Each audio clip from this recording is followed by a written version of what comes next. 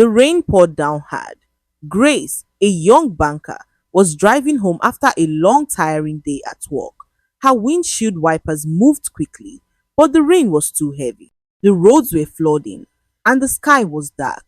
She just wanted to get home, rest, and forget about everything for a while. Then something caught her eye near the flooded gutter by the roadside. At first, she thought it was just a pile of old clothes or trash, but as she got closer, her heart stopped. It was a boy, a teenage boy, lying completely still in the rain. His body was trembling, his lips were cracked and dry, his eyes were barely open, staring blankly. Grace screamed. Her hands shook as she slammed on the brakes. The car screeched to a stop. Without thinking, she jumped out into the rain. Her shoes splashed in the muddy water as she ran to him. She fell to her knees beside him and touched his face. It was burning with fever. Please, don't die, she whispered, tears filling her eyes. His breathing was so shallow that she could barely hear it. His chest rose and fell slowly, like he was taking his last breaths. Grace knew she had only seconds. She didn't know who this boy was or where he came from, but none of that mattered. All that mattered was saving his life. She lifted him into her arms. He felt so light, so fragile, like a broken bird. It seemed as if life itself was slipping away from him. Grace carried him to her car, placed him gently in the back seat, and drove as fast as she could to the nearest hospital.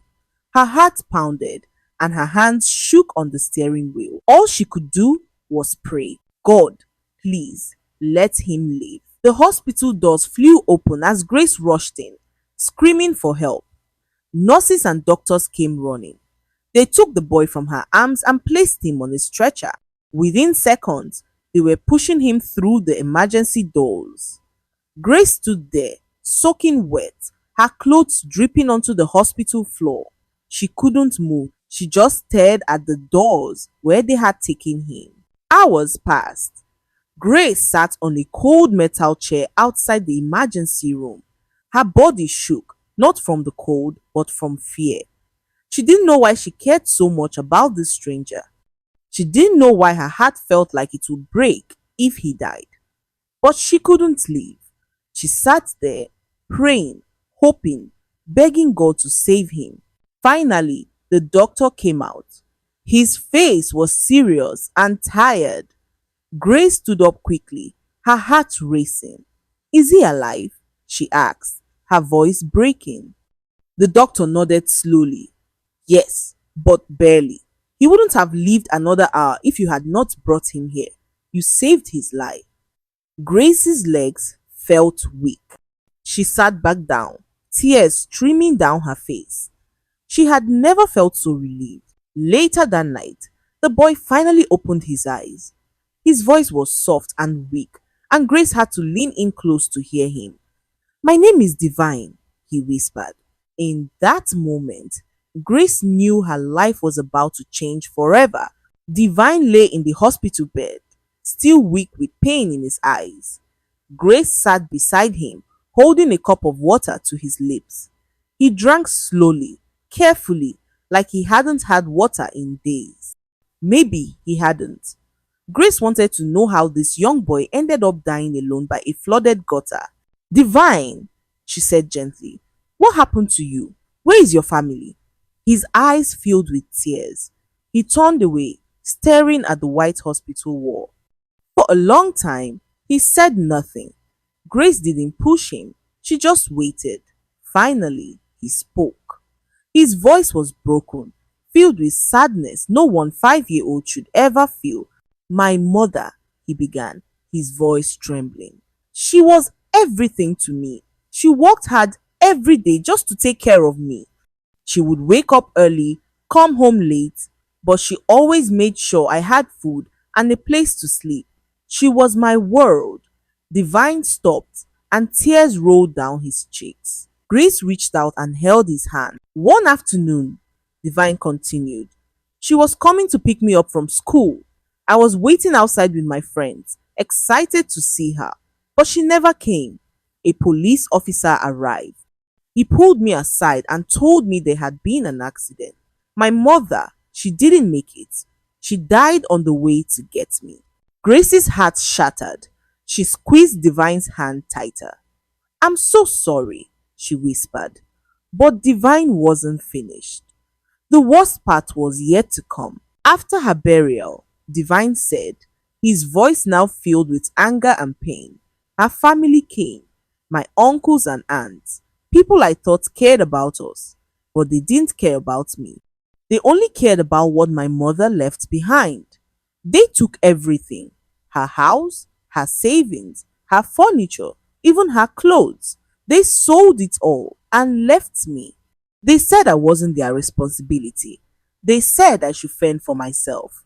I was only 15 years old and they abandoned me like I was nothing. Grace couldn't hold back her tears anymore. She cried for the boy who lost everything, for the mother who died too soon, and because she knew the world could be so cruel. I had nowhere to go, Divine whispered.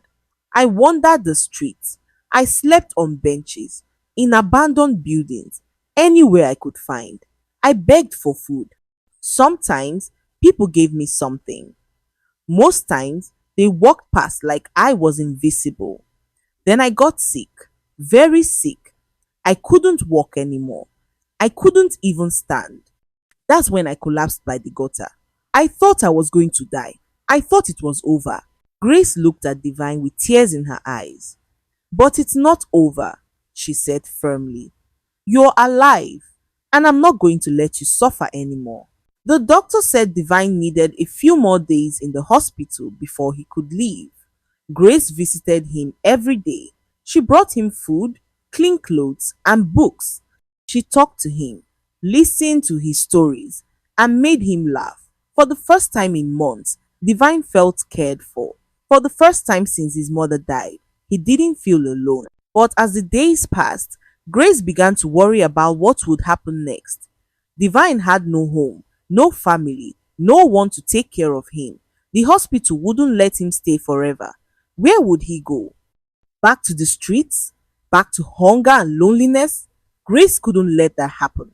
She couldn't save his life just to send him back to suffering. One evening, sitting beside his bed, Grace made a decision. It was a choice that would shock everyone who knew her. It would cost her more than she could ever imagine, but it was the right decision. She knew it in her heart. Divine, she said gently, when you leave this hospital, you're coming home with me. Divine's eyes widened. What? No, I can't. I don't want to be a burden. You've already done so much. Grace shook her head. You're not a burden. You're a blessing. I don't know why God put you in my path, but He did. I'm going to take care of you, not just for a few days or weeks, for as long as you need. Divine couldn't speak. He just stared at her, tears streaming down his face. No one had ever shown him this kind of love. No one except his mother. And now, this stranger was offering him a home, a family, a second chance. Thank you, he whispered. Thank you, Sister Grace. Just like that, Divine's life changed. Grace took him home. She gave him a room, clean clothes, food, and, most importantly, love. She treated him like her own brother. She made sure he went back to school and helped him with his homework. Slowly, Divine began to heal both his body and his heart. But not everyone was happy about Grace's decision. Some were very angry. At first, it was just whispers. Grace's neighbors watched as Divine walked with her to the car every morning. They shook their heads. Who is that boy? They asked. Why is she taking care of someone not even in her family? Some said Grace was foolish. Others thought she was wasting her time and money on a stranger. But Grace didn't care. She knew what she was doing was right. Then her friends started to talk. One by one, they pulled her aside. Grace, you're too kind. That boy is using you. He'll take everything you have and leave. Another friend said, you have your own life. Why risk everything for someone else's child? Grace tried to explain. She told them about finding Divine dying by the gutter, about his mother's death, and how his family abandoned him. But they didn't understand. Grace's husband, Richard, was quiet at first. He just watched when Grace brought Divine home. But as the weeks went by, Grace noticed a change in him. Richard became cold. He stopped smiling and talking to her like he used to. At dinner, he would eat in silence, glancing at Divine with hard, unfriendly eyes. Then came the worst part. Richard's mother visited. The moment she saw Divine, her face twisted with anger. "Who is this boy?" she demanded. Grace explained the whole story, but Richard's mother didn't care. "You brought a stranger into your home? Into my son's home? Are you out of your mind?" She turned to Richard. "And you're allowing this? You're letting your wife disrespect you?" From that day on, everything changed. Richard's mother filled his head with poisonous words. She told him Grace cared more about Divine than her own husband. She said Divine was a burden and a mistake. Slowly, Richard began to believe her. He started arguments with Grace. He complained about Divine's food, the space he took up, and the attention Grace gave him. "Why do you care so much about that boy?" Richard shouted one night. "He's not your son. He's not your responsibility. You're destroying our marriage because of him." Grace tried to stay calm and explain, but Richard didn't want to listen. His heart had already turned cold. Divine heard everything. He would lie in his room at night and listen to them argue. He heard Richard's angry voice. He heard Grace defending him. Each time, Divine felt like his heart was breaking. Grace had saved his life. She had given him everything. Now, because of him, her marriage was falling apart. Divine didn't know what to do. He felt trapped. Like a burden, the guilt consumed him. One night, the argument escalated. Richard grabbed Grace by the arm and pulled her into their bedroom, slamming the door. Divine heard their voices through the walls. Richard yelled while Grace cried. Divine pressed his ear to the door, his heart pounding. Then he heard words that chilled him. "If you don't send that boy away," Richard said, his voice low and threatening, "I will poison him." Grace gasped. "What? Richard, you can't mean that." "You can't." Richard's voice turned cold. "I mean every word. That boy is ruining our lives. Either he leaves or I will take care of him myself. And I promise you, Grace, it won't be pretty." Divine stumbled back from the door, his hands trembling. Poison. Richard wanted to poison him. He wanted to kill him. Divine struggled to breathe. His chest tightened and his head spun. He ran to his room and locked the door, pressing his back against it. Tears streamed down his face. What was he supposed to do? Grace had risked everything for him. Now her husband wanted him dead. That night, Divine couldn't sleep. He lay in bed, staring at the ceiling while his mind raced. He kept thinking about Grace. She had saved him, given him a home, and shown him love when no one else would. But now, her life was in danger because of him. Her marriage was crumbling. Her husband hated her, and it was all his fault. The next night, Divine walked past the living room and heard Richard on the phone. His voice was quiet, but Divine could hear every word. "Yes, Mama, she still refuses to send him away. I told her I would poison the boy, but she doesn't believe me. What should I do?" There was a pause. Then Richard said, "Okay, 1 week. If he's still here, in 1 week, we'll do it. I'll put it in his food. She'll never know until it's too late." Divine's legs nearly gave out. He covered his mouth to stop himself from crying out. They were planning it. Richard and his mother, they intended to poison him in 1 week, and there was nothing he could do. If he told Grace, it would only make things worse. Richard would deny it and twist it to make Grace look crazy. Then the abuse would escalate. Divine knew what he had to do. This was the hardest decision he'd ever faced. But he had no choice. He couldn't stay. If he stayed, Richard would kill him. Grace would be blamed. She would lose everything because of him: her marriage, her reputation, maybe even her freedom. Divine couldn't let that happen. Grace had given him too much. He had to leave before he completely ruined her life. That night, Divine sat at his small desk. He took out a piece of paper and a pen. His hands shook as he began to write. Tears dripped onto the paper, smudging the ink, but he kept writing. He needed to say goodbye. He needed Grace to know he loved her, that he was grateful, and that living was the only way to save her. It was 4 inches the morning when Divine finally finished the letter. The house was silent. Everyone was asleep. This was his only chance. He folded the letter carefully and held it close to his chest. Then he quietly opened his bedroom door and tiptoed down the hallway. His heart pounded loudly, but no one stirred. He reached the living room and saw Grace's work bag sitting on a chair.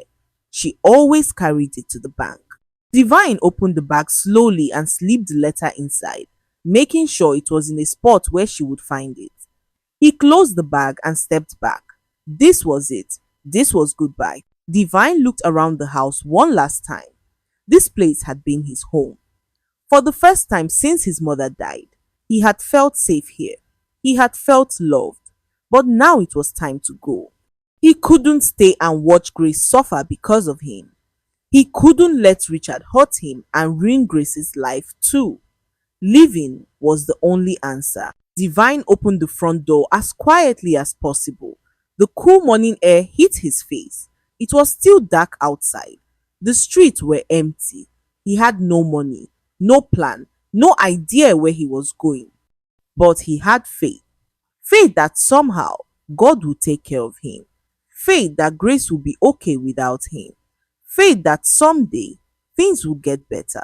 He took one last look at the house and whispered, "Thank you, Sister Grace," before stepping into the darkness. Hours later, Grace woke up. She stretched, yawned, and started getting ready for work. She made breakfast, humming to herself.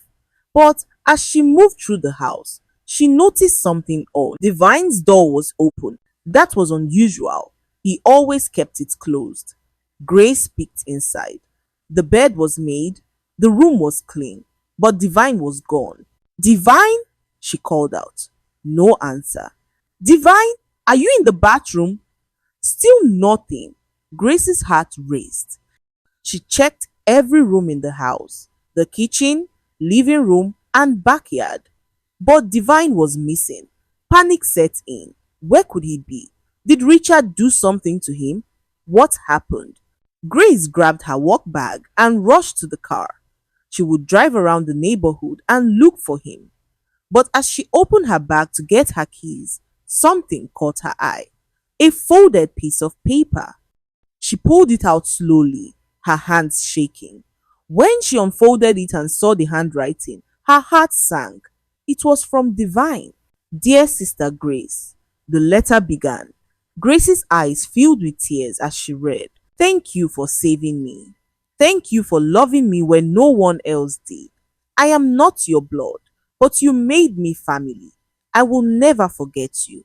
Please forgive me for leaving. I don't want to be the reason you lose your husband, your home, your happiness. I heard everything. I know Richard wants to hurt me. I know his mother hates me. I can't let you suffer because of me anymore. You've already given me so much. You gave me life. You gave me hope. You showed me that good people still exist in this world. I will survive. I will find my way. And one day, I hope you will be proud of me. With all my love, Divine."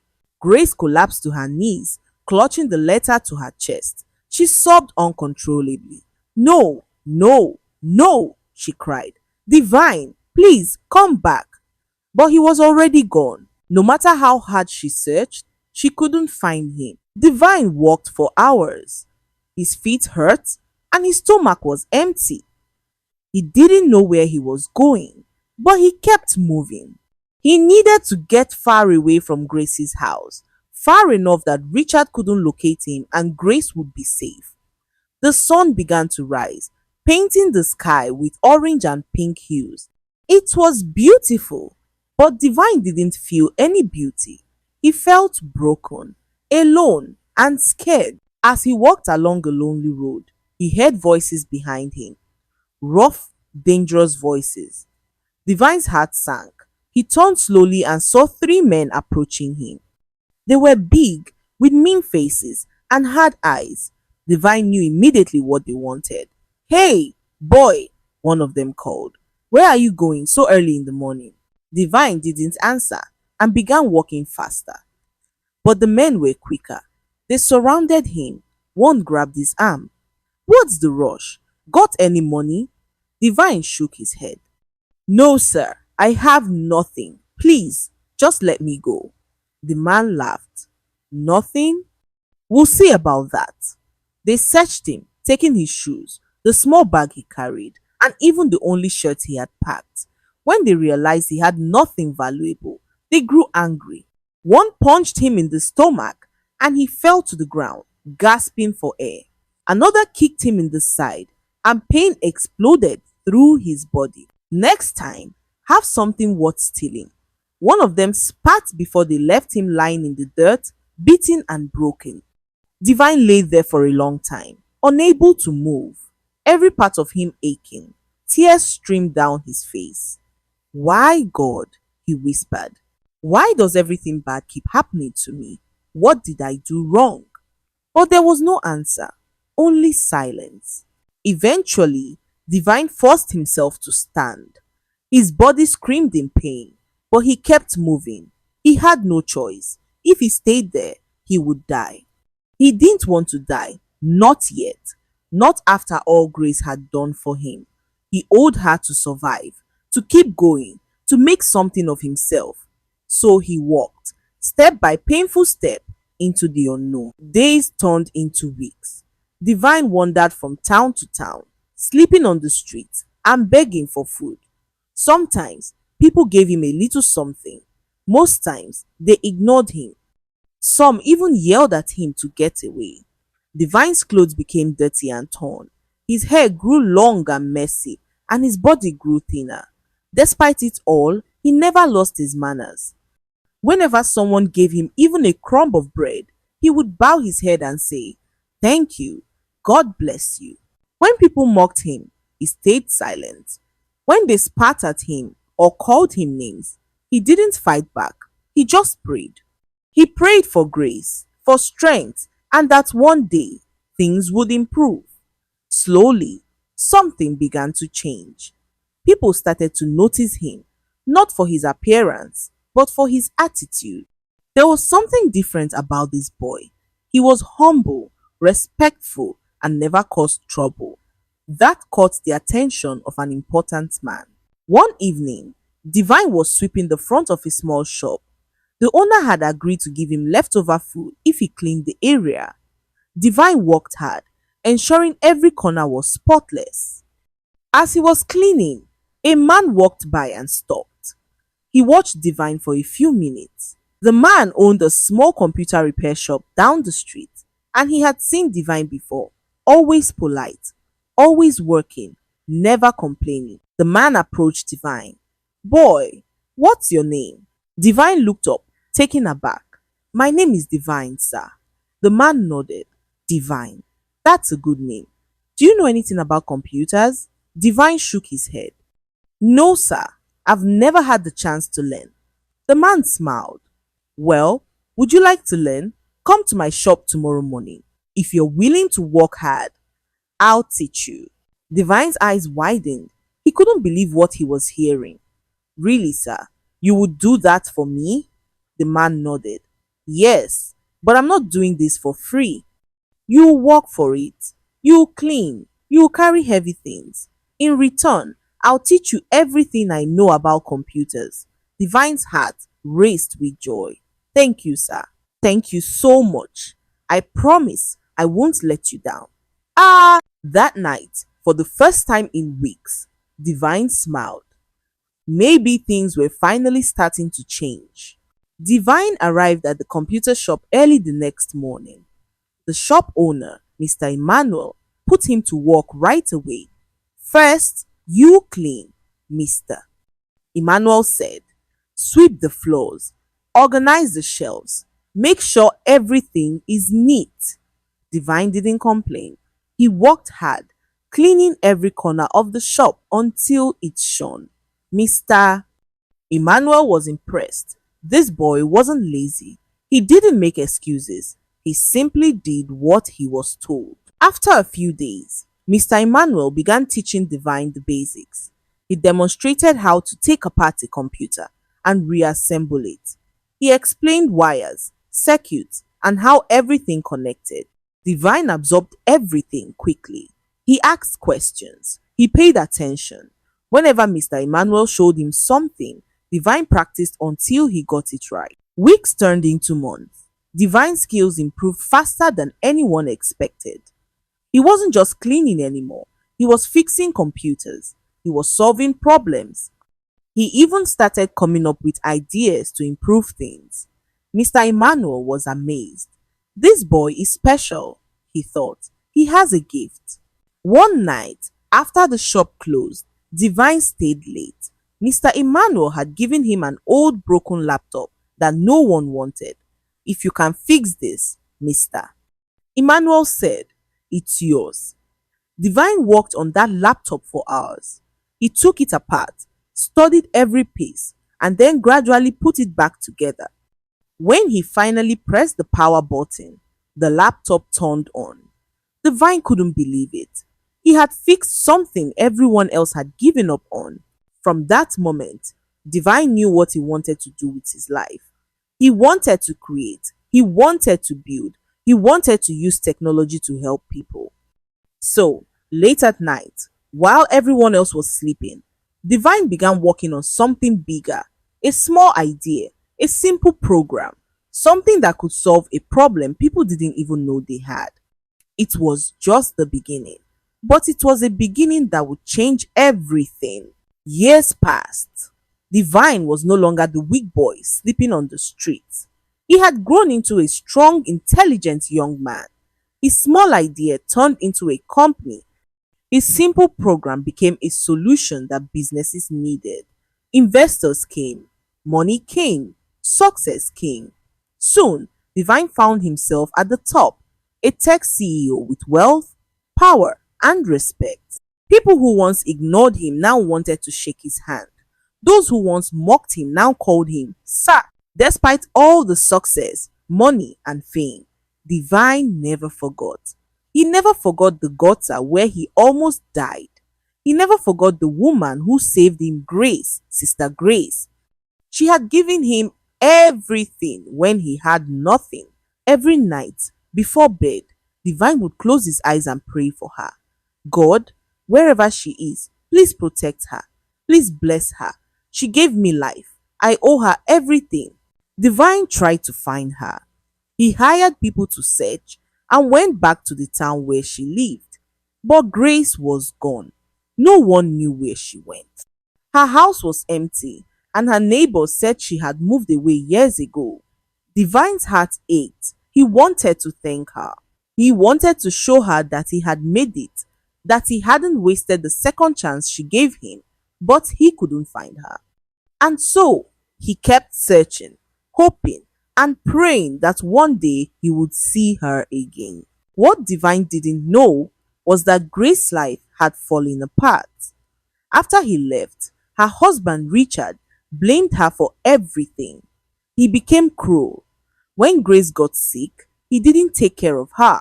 He abandoned her, leaving her in bed alone and suffering. Grace lost her job. She had no money, no family, and no friends. Richard's family turned everyone against her. They told people she was crazy and that she cared more for strangers than her husband. One by one, everyone left her. Grace's landlord had no mercy. When she couldn't pay rent, he threw her out. Her belongings were tossed into the street. Her neighbors laughed and mocked her, calling her names. There she was, kneeling in the dirt, begging for just a little more time. But no one cared. No one helped. She was alone, sick, and broken, just like Divine had been years ago. As she knelt there, humiliated and hopeless, she whispered a prayer. God, if you're still there, please help me. And God answered, but not in the way anyone expected. The sun was hot. The dust in the air made it hard to breathe. Grace knelt on the ground, her hands clasped, tears streaming down her face. Her landlord stood over her, shouting, I said, get out. You think I care about your sob story? You should have thought about that before you stopped paying rent. The neighbors gathered around, watching like it was a show. Some laughed, some whispered, but no one helped. Grace felt abandoned, just as she had once saved someone. Now she needed saving. But no one came. Also, she thought. Suddenly, the sound of engines filled the air. Everyone turned to look. A sleek black luxury car pulled up, followed by a large van. The doors opened, and two tall, serious looking officers stepped out. They wore uniforms and carried themselves with authority. The crowd fell silent. Even the landlord stopped shouting. Everyone stared. Who were these people? What were they doing there? Then, the back door of the luxury car opened. A man stepped out in a perfectly tailored suit with polished shoes. His presence commanded respect. He was tall, confident, and powerful. The years had changed him completely. But when Grace looked up, something in his eyes made her heart skip a beat. Those eyes. She knew those eyes. The man walked forward, his gaze fixed on Grace. The crowd parted as he approached. Then, in front of everyone, in front of the landlord and the neighbors, the man dropped to his knees in the mud. He bowed his head and looked at Grace with tears in his eyes. Sister Grace, he said, his voice breaking. You saved me when I had nothing. You gave me life when the world left me to die. Today, I have come to thank you. Grace's hands flew to her mouth. Her eyes widened. Divine, she whispered. Is that really you? Divine nodded, tears streaming down his face. Yes, sister. It's me. I never forgot you. I never stopped looking for you. Now, I'm here to give you back everything you gave me. He turned to the landlord, his voice firm and strong. This woman is the reason I am alive today. The stone you threw away is the foundation of my life. You should be ashamed. The landlord's face went pale. The neighbors looked down, unable to meet Divine's eyes. Shame washed over them. They had mocked her, humiliated her, treated her like garbage. And now they realized who she was. She was the woman who saved this powerful man's life. She was the reason he stood there today. And they had treated her like trash. Divine gently helped Grace to her feet. One of the officers collected her belongings. They guided her to the luxury car. As the car drove away, the crowd remained silent, stunned, and filled with regret. From that day on, Grace's life changed completely. Divine bought her a beautiful house. It was big, comfortable, and filled with everything she needed. He didn't stop there. He flew her to the best doctors in the world. They treated her sickness and healed her body. Slowly, Grace's health was fully restored. She was strong again, alive again, and it was all because of Divine. Divine didn't just give her material things. He gave her honor and respect. He called her the mother of his home. Whenever he had important meetings or events, Grace sat by his side. People admired her. They wanted to hear her story. And when they did, they were amazed. This was the woman who saved a dying boy. The woman who risked everything for a stranger. Now that the stranger had become her greatest blessing, a year later, Divine got married. It was a grand celebration. The wedding was elegant, beautiful, and full of joy. Important people from around the world attended, but the most important person there wasn't a business partner or investor. It was Grace. She stood proudly at Divine's side, fulfilling the role of both mother and elder sister. She cried tears of joy as she watched him say his vows. The boy she once carried from the gutter was now a successful, kind, and grateful man. She was so proud of him. At the reception, Divine gave a speech. He stood before everyone and said, I wouldn't be here today if it weren't for one woman, Sister Grace. She didn't have to save me. She didn't have to care for me, but she did. Because of her kindness, I am alive, successful, and happy. Tonight, I want to honor her. She is my mother, she is my hero. I will spend the rest of my life making sure she never suffers again. Everyone stood and clapped. Grace wept. She had lost everything: her husband, her home, her health, her dignity. But God had given it all back, not through those supposed to love her, but through the boy she had saved. The rejected woman became celebrated. The mocked woman became honored, and the world never forgot the story of Grace and Divine. If this story touched your heart, remember this. Every act of kindness matters. Every person you help might one day be the person who helps you. Never look down on anyone. Never ignore someone in need. You never know who they will become. Grace didn't know Divine would grow up to be a CEO. She just knew he needed help, and that was enough. So be kind, compassionate, and loving. Kindness is never wasted. It always comes back. Maybe not today, not tomorrow, but one day it will return to you in ways you never imagined. God sees everything. He remembers every good thing you do, and He always rewards it. Always. If this story inspired you, share it with someone who needs hope. Share it with someone who's struggling. Share it with someone who is thinking about giving up. Let them know that their story isn't over. Let them know that God still has a plan. And let them know that kindness, love, and faith will always win in the end. Always.